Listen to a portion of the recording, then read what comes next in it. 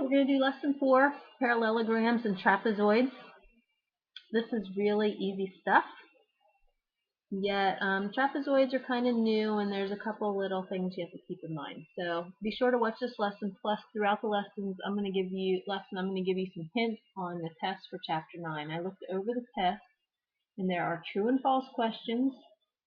There's one that's true and false. There's 5 in that one. And then there's no maybe true, must be true, or false ones. So that makes it easy. Most of them are just finding area of figures.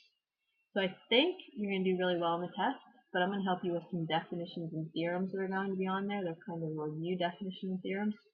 So since only 8 people watched the last video, I thought I needed to give you some incentive to watch this. I'll try to go quickly since it's pretty easy. So there's 2 theorems in this lesson. Theorem 50, it says the area of a parallelogram is the product of the lengths of any base and corresponding altitude. Now that's the important thing. Here we have a parallelogram. It's the base and the corresponding altitude. You can't pick this base and this altitude. It has to be the base where the altitude comes down at a right angle. Now obviously in a parallelogram both of these are going to be the same, so it doesn't really matter, but you would use this times this, and that's it. That's the area of a parallelogram. Obviously, it's the same as a triangle. A triangle is 1/2 base times height, but if you divide this, it makes 2 triangles. So you're just not taking half of it; you're doing the whole. Okay, theorem 51: the area of a trapezoid is half the product of the length of its altitude and the sum of the lengths of its bases. So here's a trapezoid. Remember, trapezoids have the bases are parallel. So they're always the bases. These are never the bases. So to do the area of a trapezoid, that's the area sign. It looks like a little fish, the alpha.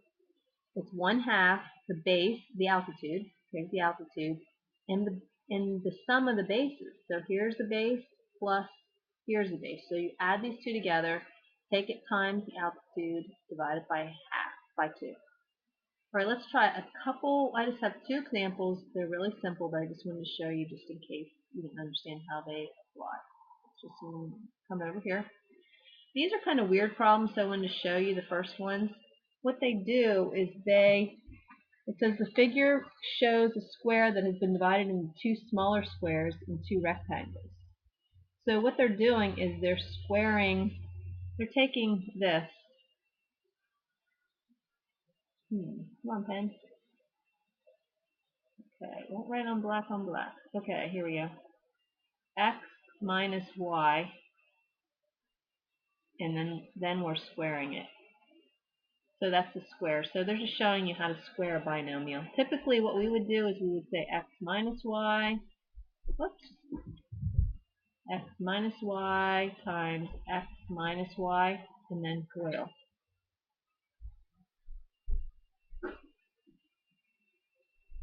But they're just showing you if you put x minus y on this side of a block, x minus y on this side, they actually fill the blocks in for you.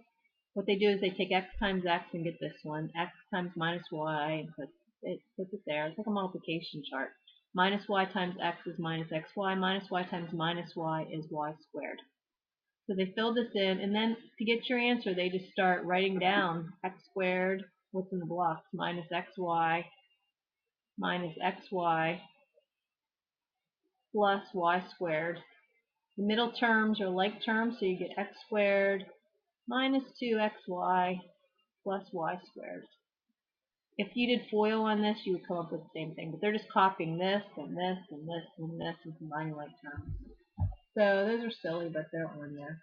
Just watch out for those. There's no proofs or anything in this lesson. Okay, I promised you some help with some hints on the test, so here we go.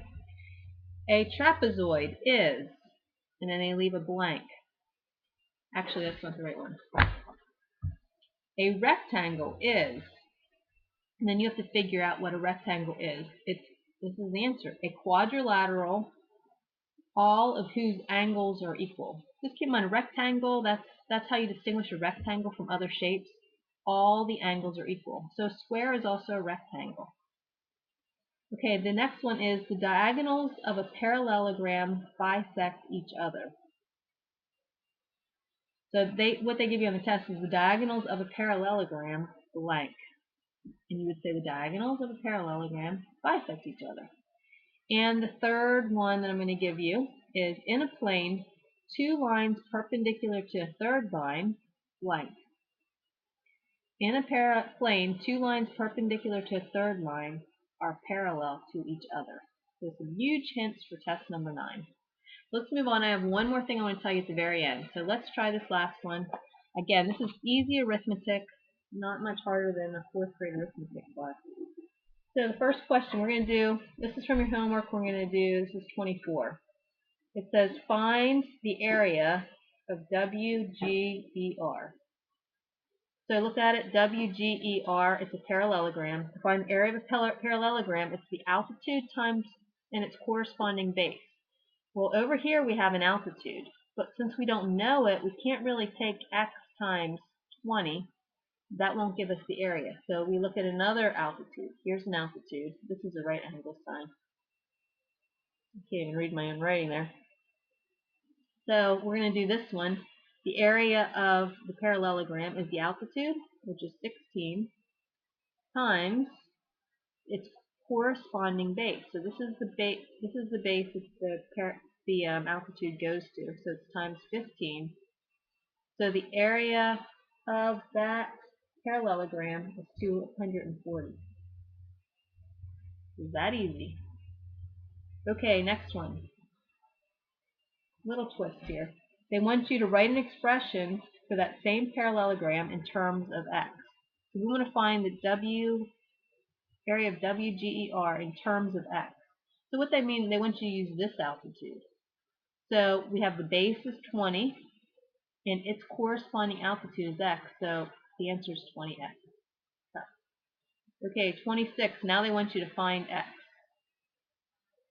Well, since we have what the area of it equals in terms of x, and we also know this, we know that the area of WGER equals 240, we can substitute. We can say 240, because that's the area of WGER, equals 20x.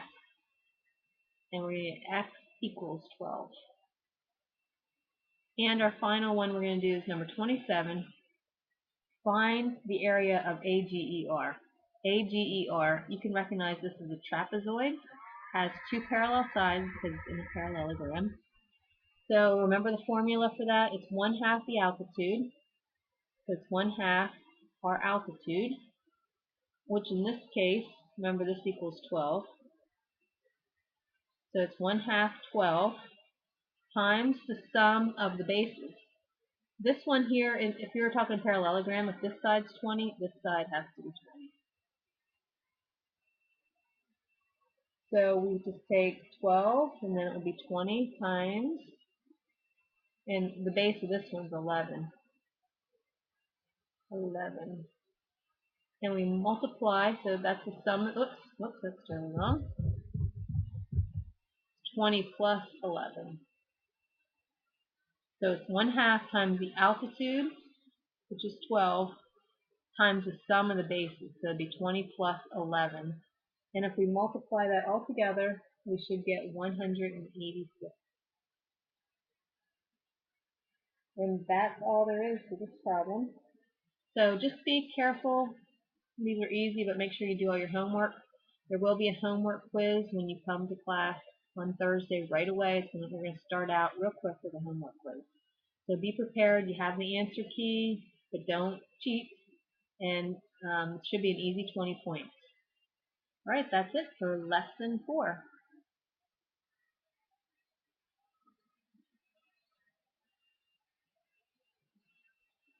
If I can stop the lesson, you can stop it. I just can't seem to stop it.